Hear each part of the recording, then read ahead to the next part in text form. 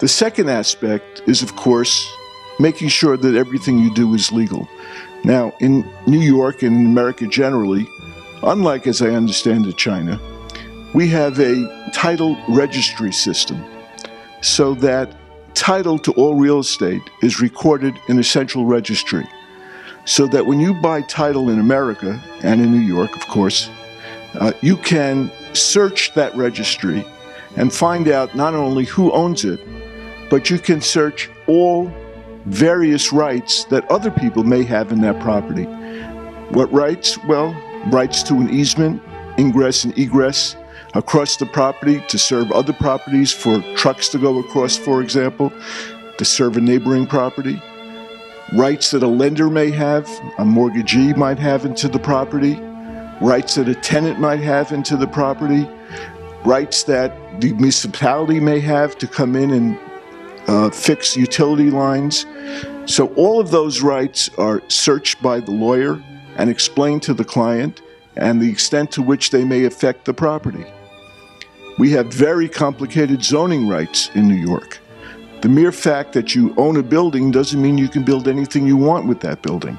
So we can explain to the client exactly how that zoning will affect the operation of the building. You may be able to use it for retail, you may not. You may be able to use it for a hotel, you may not.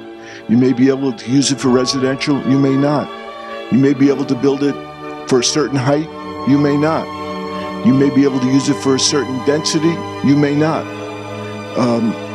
All of this has to be explained to the client, and all of this will affect the value of the building. That has to be explained in great detail. The building may be landmarked. If it's a historical landmark, you may not be able to change the facade at all. You may only be able to do interior changes. So all of this has to be explained. There may be environmental problems with the property. It may have asbestos or lead paint, and all of that has to be treated separately. We have to look at the ownership of the building.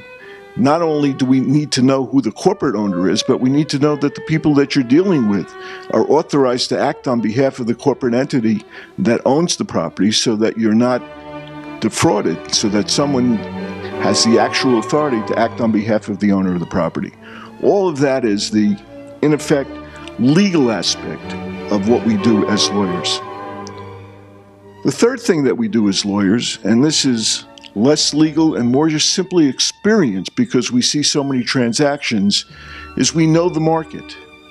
I was telling Yi about one example of a client who came to me, owned a property downtown, has owned it since 1956, and came to me in an off-market transaction and said to me he'd like to sell the property. Could I prepare a contract? He wanted to sell the property for $33 million. I knew the property, I knew the market, and I felt strongly that he was selling it at too low a price. Over a period of time, I prevailed upon him to go to a broker, to market the property globally, and to see if he can get a better price. To make a long story short, he sold it for $62 million.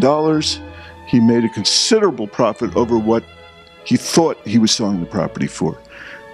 That's simply a matter of my having seen many transactions over 40 years, my being in the market day in and day out.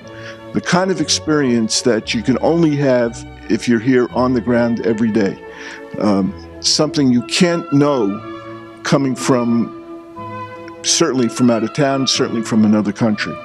This was someone who was from New York and didn't know the market as well as we know the market.